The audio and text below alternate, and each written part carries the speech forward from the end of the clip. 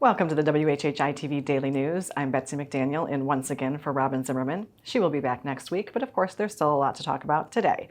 So let's get started with a few headlines. Stories of things being a little bit fishy in Hampton County have been around for quite a while, even before the whole Murdoch saga. Now, 2 former Hampton County officials have been indicted on charges of stealing taxpayer money. Former County Administrator Rose Dobson-Elliott has been charged with embezzling less than $10,000 of public funds for using a county account for her personal use. And former Deputy Sheriff Justin Edwards has been charged with misconduct in office and embezzling more than $10,000 between April of 2019 and December of 2022. The State Law Enforcement Division began investigating Hampton County finances soon after new Sheriff Anthony Russell reported missing equipment in the county. Dobson-Elliott left Hampton County for a job in the Jasper County government in early 2023 and is still employed there at this time. Calls for accountability began after a county official admitted the county had lost track of $4.5 million, and a state revenue department audit showed over $13 million earmarked for capital projects was spent on general budget items over the last 8 years. Travel and Leisure magazine loves the Lowcountry as a place to visit and to, well, travel and leisure. But how do they feel about actually living here? The magazine has picked their 12 best small towns in the country. The Lowcountry town that once again made the list is Beaufort, which comes in as the 6th best town with a population of less than 25,000 residents.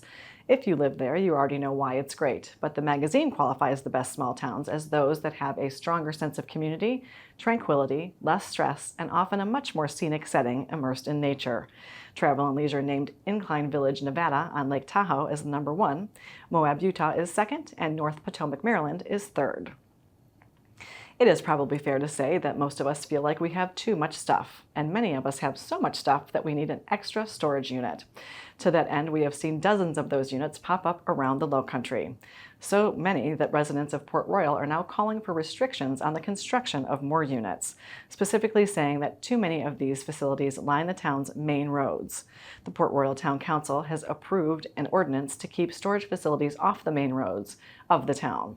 So far, there is not any proposed ordinance in regard to actually limiting the units in general. And one city councilman says consideration should still be taken into account for the many renters and military personnel who need the units to handle their excess stuff between moves. Besides the upcoming sales tax referendum, Beaufort County Council is releasing its other capital improvement projects that are already budgeted for next year. The county is planning on adding a fishing platform to the reopened Spanish Moss Trail, using rescue plan money to fix up and reopen 3 community centers, improve the Charles Lind Brown Center, finish up the new Beaufort South Side pickleball courts, continue development of parks in the Whitehall area, and the redevelopment of Camp St. Mary's. You can find out more details on the county's website. And here's an activity for residents and visitors this coming weekend. The free Palmetto Breeze Trolley Service and Culture HHI are co-hosting a scavenger hunt around the island.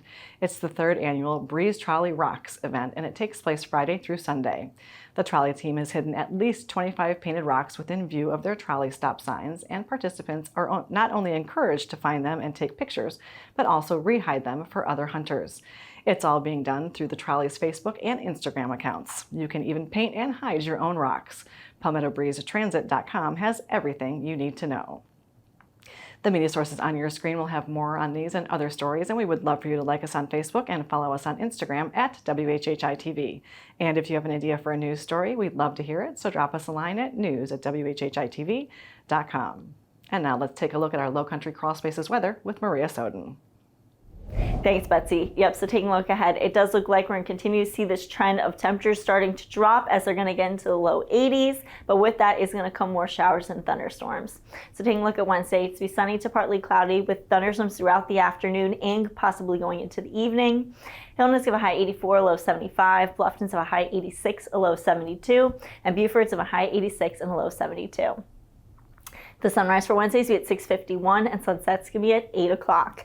Taking a look at the tides, high tide's going to be 11:11 a.m. and low tide's going to be at 6:18 p.m. Taking a look into the rest of the week, a little bit into the weekend, Thursday is going to be cloudy with scattered showers throughout the day and possibly going into the evening. Highs in the mid-80s, lows in the mid-70s. Then come Friday, again, it's going to be cloudy with an afternoon thunderstorm rolling in. And then we're going to see more thunderstorms rolling in into the evening. Highs will be in the low 80s, lows in the low 70s. And then come Saturday, it's going to be cloudy with scattered showers and thunderstorms throughout the day and going into the evening. Highs will be in the low 80s, lows in the low 70s. That's it for your Lowcountry Crawl Spaces weather. Let's head back to the desk. Thanks, Maria. Coming up after a quick break, we're going to chat with Heather Rath about who has filed to run for office locally. Don't go away.